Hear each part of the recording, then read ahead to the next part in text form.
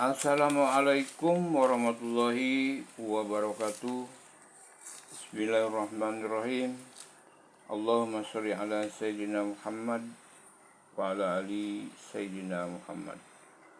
Sahabat dan saudara-saudaraku seiman dan setanah air, di mana saja berada, mudah-mudahan sehat walafiat dan selalu dalam lindungan Allah Subhanahu wa ta'ala. Amin ya rabbal alamin. Sahabat dan saudara-saudaraku semuanya, pada kesempatan ini saya akan membahas tentang cerita ngibulnya seorang Ba'alawi. Jadi harus diketahui ini, jadi kalau kita sebut cerita beneran ya nggak mungkin kan gitu. Jadi cerita ngibulnya seorang Ba'alawi ini seperti ini. Jadi dia menceritakan kota Tarim, bahwa kota Tarim itu katanya di Yaman adalah kota yang istimewa dan kota yang luar biasa. Seandainya kita berdoa di dalam WC pun, di dalam kamar mandi pun dijabah, katanya, dikabul. Nah, itu. Kemudian katanya, kata orang sana, kata wali, kata mungkin ya, tinggallah engkau di kota Tarim walaupun dalam keadaan menderita susah, gitu maksudnya mungkin. Jadi tinggallah di Tarim walaupun di atas gergaji gitu, mungkin karena sulit gitu. Nah, kemudian juga di kota Tarim itu katanya, wali itu bukan hanya laki-laki, wanita pun jadi wali, bisa digunakan untuk tawasul, bisa dipakai jalan untuk tawasul. Kemudian anak-anak yang masih kecil-kecil pun sudah jadi wali, kata dia.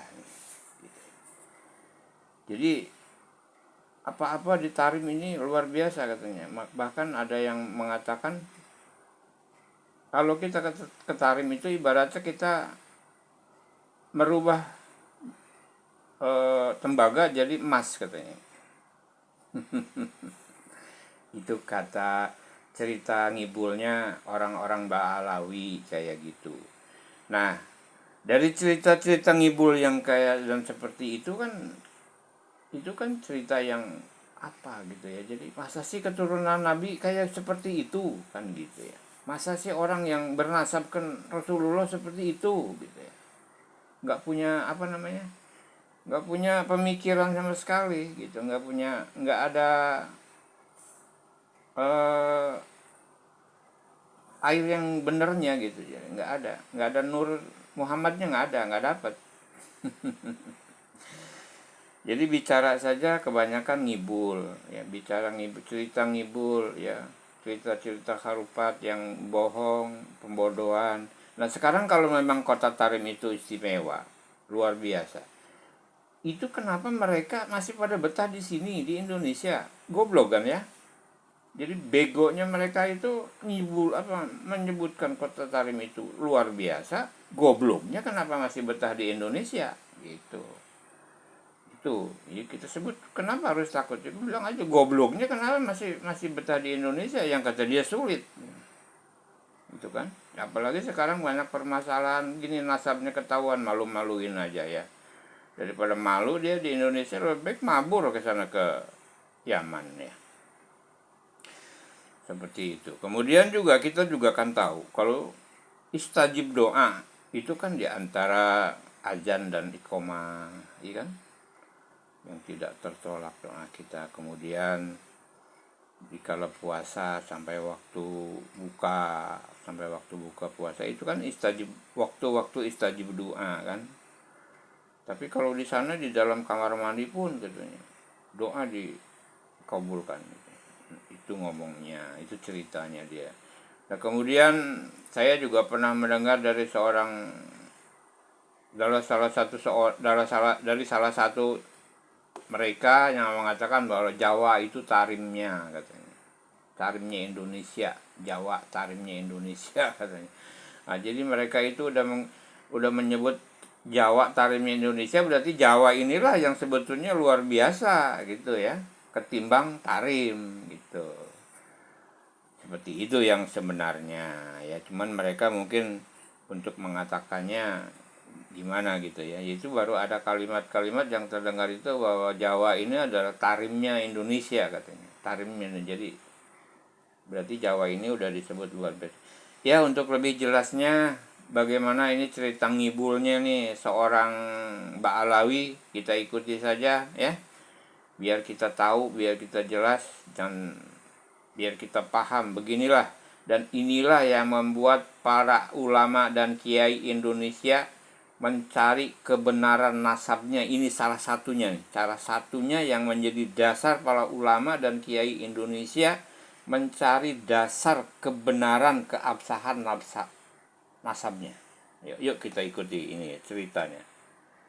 Katakan kota Tarim ini dikatakan doa ning kota Tarim itu dikabulkan oleh Allah walaupun di dalam kamar mandi. Toh.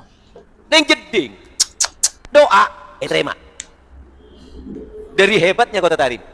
Sampai kota Tarim itu Madinatun Nur, dikatakan kotanya cahaya. Dikatakan Tarim Maudiul Anwar, kota Tarim itu kotanya cahaya. Dauriha wal aktor, jalan-jalannya, gunungnya. Wallah ma fi haddar illa wa amla'ahullah. Demi Allah, tidak ada satu tempat yang ada di kota Tarim melainkan Allah berikan di situ penuhi daripada cahaya. Makanya kota Tarim itu kota yang sangat hebat. Sampai orang dulu itu berebut untuk tinggal di kota Tarim. Ingin berada di kota Tarim. Sampai dikatakan yaret fi haddar walau kama sagil ghar yukannina minal matar wal barat yanzilillah. Ada seorang syekh namanya Syekh Sawab, penyair ulung, penyair terkenal, mengatakan bahwasannya yaret fi haddar, seandainya aku punya tempat di kota Tarim, coba aku punya rumah di kota Tarim, walau kama sagil ghar, walaupun rumahku itu kecil seperti gua, yukannini minal matar wal barat yanzilillah, yang bisa melindungi aku dari hujan dan dingin yang Allah turunkan. Ini pentingnya kota Tarim. Sampai mengatakan ada pepatah peribahasa di Tarim mengatakan Tarim walau ala dalki syarim, tinggal kamu di kota Tarim walaupun kamu berada di atas gergaji. Syarim itu arit tapi seperti gergaji. Kalau di sini kan gergajinya lurus. Kalau di Tarim itu arit tapi ada gigi-giginya. Manfaatnya apa? Untuk motong kurma. Grek, langsung jatuh. Itu namanya syarim. Sampai dikatakan Tarim walau ala dalki syarim, tinggal kamu walaupun di atas gergaji. Artinya apa? Beradalah kamu di kota Tarim walaupun kamu dalam keadaan menderita. Kan menderita di atasnya gergaji, sakit, perih, pedih, tetap di sana. Loh kenapa? Apa yang ada di kota Tarim? Karena kota Tarim adalah kotanya para wali. Kota yang sangat hebat. Sampai dikatakan di kota Tarim itu yang jadi wali bukan hanya walinya bukan hanya dari orang laki. Orang perempuan pun jadi wali, bisa dijadikan untuk tawasul. Anak kecil yang ada di kota Tarim bisa digunakan untuk tawasul kepada Allah. Sampai dikatakan ad'u bisadat mautinuhum Tarim. Aku memohon kepada Allah, kepada mereka para aulia Allah, pemimpin yang ada di kota Tarim. Rijaluhum wa atfaluhum summa harim. Aku meminta kepada Allah barokahnya orang yang ada di kota Tarim, para wali laki, wali perempuan, dan juga bayi yang ada di kota Tarim. Bayinya yang ada di kota Tarim, bayi itu sudah jadi wali. Toh, teman-temannya, sebegitu luar biasanya pujiannya terhadap kota Tarim, teman-teman. Tapi terbalik justru ya. Justru mereka-mereka ini betah tinggal di Indonesia. Ya, coba bayangkan pujiannya ya, saking luar biasanya katanya kota Tarim, berdoa di dalam kamar mandi, teman-teman ya, diijabah doa tersebut. Yang berkata seperti itu siapa, teman-teman? Apakah Allah dan Rasulullah? Nggak ada. Yang berkata, yang ngarang-ngarang seperti itu ya mereka sendiri ya, memuji-muji ya tempat kelahiran nenek moyang mereka. Nah, karena tapi sekali lagi yang aneh, kok mereka ini betah tinggal di Indonesia. Bahkan di dalam video ini kan mereka atau Habib ini ya menganjurkan orang, tinggallah kamu di kota Tarim meskipun kamu tinggal di atas gergaji. Ya, itu sebuah perumpamaan meskipun kamu dalam kondisi menderita. Karena apa, teman-teman ya? Katanya kota Tarim itu adalah dipenuhi oleh para wali. Ya, subhanallah ya. Seolah-olah nggak ada wali di tempat lain, teman-teman ya. Sampai dinarasikan seolah-olah kota Tarim ini ya mengungguli kota-kota yang lainnya. Bahkan dikatakan oleh Habib ini apa teman-teman ya, tidaklah bayi-bayi tersebut baru lahir, melainkan mereka langsung menjadi wali. Ya, belum tubuh kumis saja teman-teman, anak kecil di sana sudah bisa menjadi wali teman-teman. Bahkan bisa dijadikan untuk wasilah bertawasul kepada Allah Azza wa Jalla. Ini subhanallah teman-teman ya. Pujian yang sangat-sangat tidak memiliki dasar teman-teman ya. Nggak akan mungkin bisa dibandingkan kota Makkah, Madinah dengan kota-kota lainnya teman-teman. Bayangkan satu kali sholat di kota Makkah, di kota Madinah, kemudian di Palestina ya, Masjidil Aqsa ya sampai ribuan kali lipat. Itu saja sudah membuktikan bahwa Makkah, Madinah, kemudian ya di Palestina ya, Masjidil Aqsa mengungguli seluruh masjid yang lain yang ada di muka bumi ini. Ya, semegah apapun masjid tersebut teman-teman. Bayangkan ibadah haji juga setiap waktu orang berkumpul sampai jutaan manusia teman-teman kemana? Ke kota Makkah dan kota Madinah.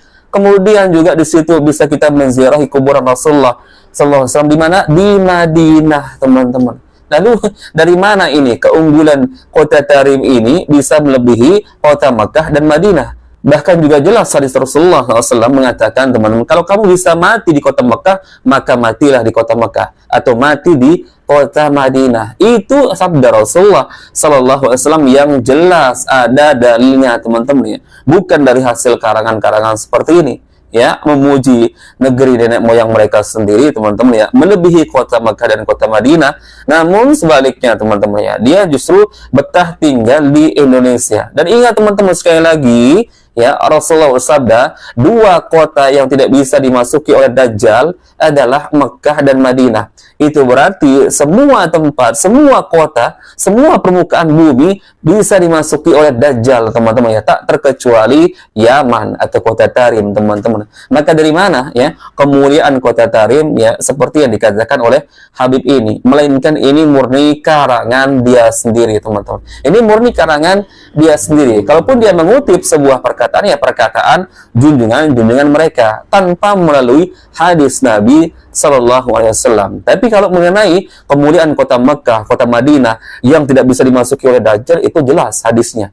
Ya, kemudian sholat sampai ribuan kali lipat teman-teman. Ya, perbandingannya antara Masjidil Haram, Masjid Nabawi, kemudian Masjidil Aqsa dibandingkan dengan seluruh masjid yang ada di dunia ini, termasuk kota Yaman, Tarim teman-teman ya, itu jelas ada hadisnya. Kemudian juga Rasulullah bersabda teman-teman, Islam itu akan kembali ke Madinah teman-teman ya, sebagaimana ular berputar di sarangnya. Itu artinya teman-teman ya, kota Madinah atau Mekah teman-teman dijaga kemurnian syariatnya teman-teman ya, karena kita tidak aneh ya, Nabi kita dari mana asalnya teman-teman? Dari Mekah ya, meninggalnya di kota Madinah. Makanya ada hadis juga yang mengatakan Rasulullah bersabda, la tusaddu rihal illa ila thalathati masajid, al-Masjidil Haram wa Masjidil Hadza, al-Masjidil Aqsa.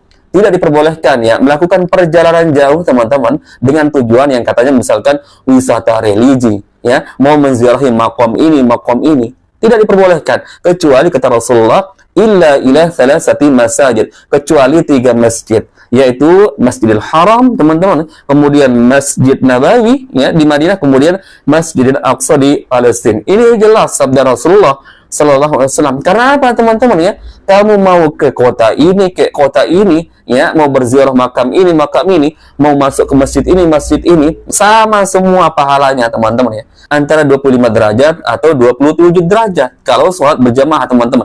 Akan tetapi teman-teman ya, kita pergi ke kota Mekah ya, 1 kali sholat saja teman-teman di Masjidil Haram ribuan kali lipat teman-teman. Ini membuktikan bahwa kota Mekah, Madinah tidak mampu diungguli teman-teman, apalagi oleh kota Tarim teman-teman. Meskipun Yaman pernah didoakan oleh Rasulullah Sallallahu Alaihi Wasallam ya, didoakan semoga diberkahi, tapi bukan berarti teman-teman ya itu menjadi dalil ya keunggulan kota Yaman, ke negeri Yaman atau kota Tarim dibandingkan Makkah dan Madinah teman-teman. Maka silahkan pelajari dalil-dalil tentang kemuliaan kota Makkah, Madinah, kemudian Palestina teman-teman ya. Maka kalian akan paham teman-teman ya, statement-statement narasi-narasi seperti ini ya yang dikatakan oleh Habib ini murni di karang-karang teman-teman ya. Taib.